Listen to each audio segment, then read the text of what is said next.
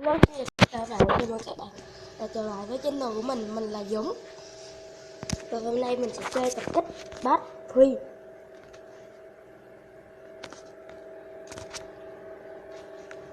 Vào game chơi thôi.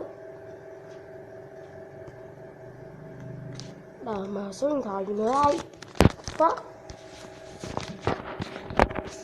đậu phòng vô một số điện thoại. Thoại đó mà thoại. Thoại con mắt á. Đậu xanh rau má.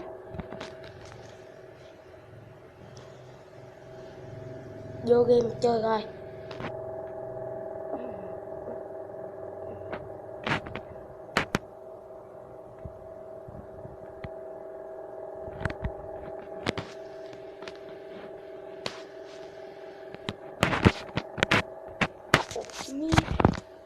Đấu ranh nhé.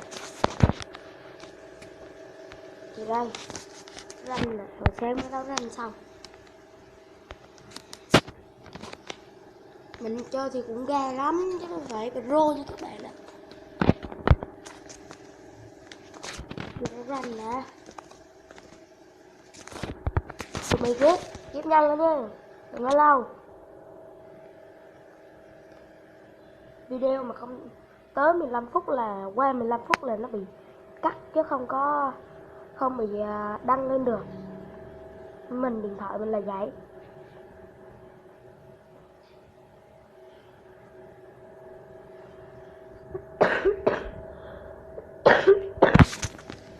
Toàn ra mấy cái nhận điểm lì xì, cần gì mấy cái đó, bố đéo cần đâu nha. Đậu phòng sao lâu vậy trời. The fuck. Vô được rồi. Đây. Vậy 7 cây snack. Sinh tử à. Rất cẩn thận. Tờ héo. Đầu phòng mới vô bị chết mẹ rồi. Đờ mờ tụi này.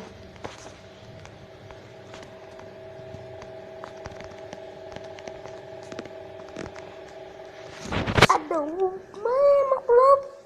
Phải. Làm cái lò vậy mày. Mẹ chừng này mà coi video của tao mày biết. Đủ tự nhiên bên em phải. Mới vô chết mẹ rồi. Thì cái đứa nào đủ làm gì đó.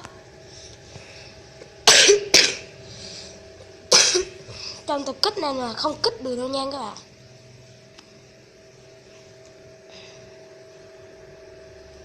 Rồi sao ông bị ăn hành rồi.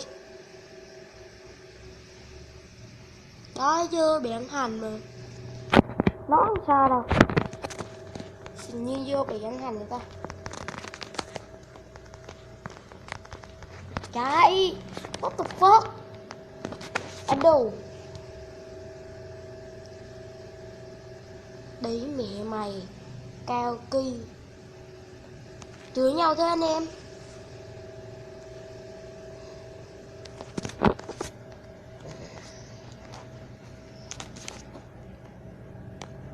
Đừng có chửi nhau nhé. Chửi nhau thua mẹ rồi. Là một dáng rồi nha em. Còn phòng ngồi đây lại bị mù cắn.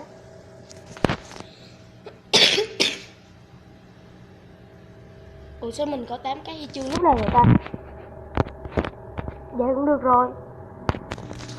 Chắc rạc hả? Mờ sao lâu rồi bay.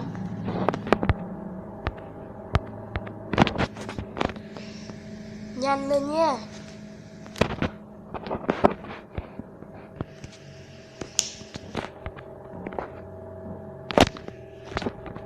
The fuck. 12 kim cương rồi nhận được Storm Knight. Nổ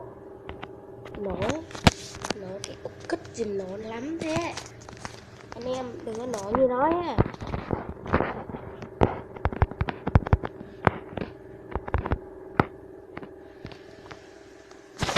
đủ.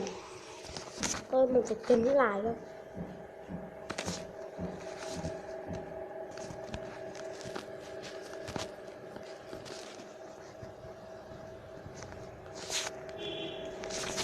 Rồi tiếp tục thôi.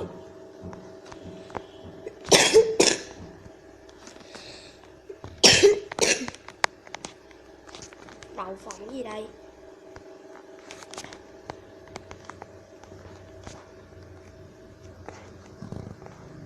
Bắn chết nó đây, đúng rồi anh em.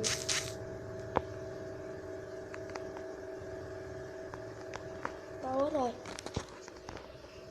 Đời mà. Mấy thanh niên là cứ hay đi mất. Đậu xanh mấy thanh niên. Mấy cái thanh niên. Đờ mà. The fuck. Shit. Đậu phộng. Cái niên là nó chết lắm rồi.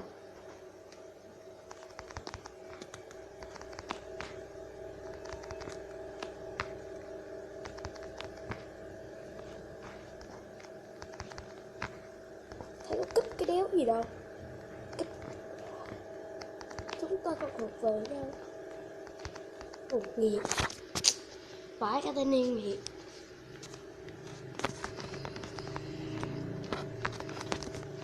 Thanh niên nghiền lắm rồi.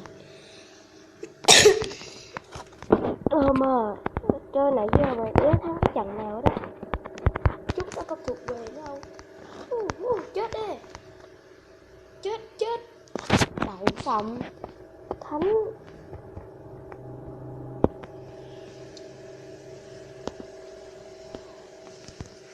Chết nha. Cút. 1-1 và bên này sẽ thắng. Thua mẹ rồi. AK-47 Titan bắn từ chân nó giật lên đầu. Headshot. Vui lắm. Rồi xong thích thì mà 1 mà thua. Gà. Mắt gà. Châu còn gà nữa chứ. Cho mấy thanh niên chết này nó không xa đâu.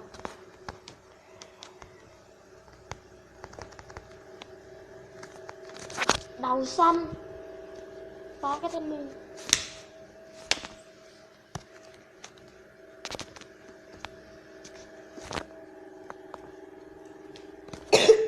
Xem mấy phút rồi. Mới 7 phút rồi. Cậu nói kích tao rồi.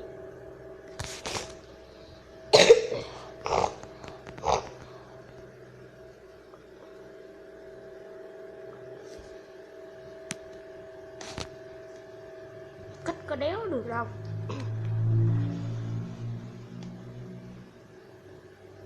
Thua rồi thì thua đi em.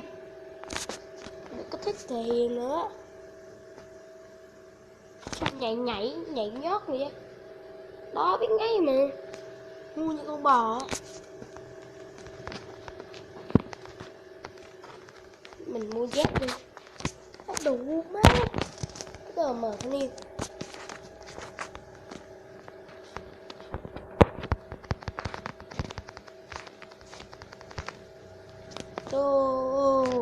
Nắm lùi trúng. Siêu vả kích.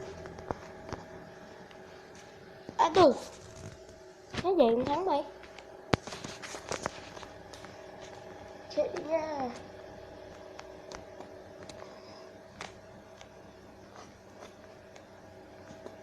Cho mày nè. Biết ngay mà. Nên cuối cùng là sẽ chết.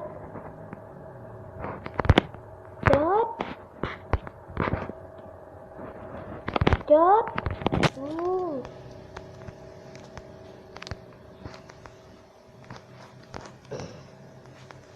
Còn một thanh niên làm gì? Một thanh niên. Rồi xong, thắng luôn. Cố gắng lấy lại tỷ số nha các anh em.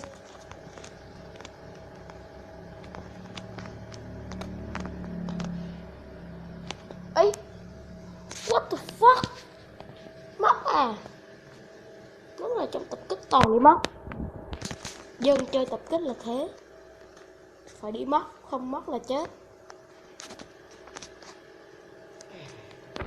Nhất là chơi zombie. Toàn thẩm du, không đi săn.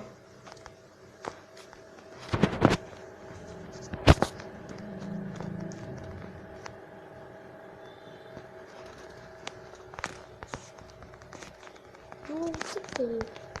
Mày thích thiệt. Adu, nó thua mẹ rồi. Thôi nha, mình tạm dừng video tại đây. Các bạn nhớ like và subscribe cho mình để mình có động lực làm tiếp các video khác.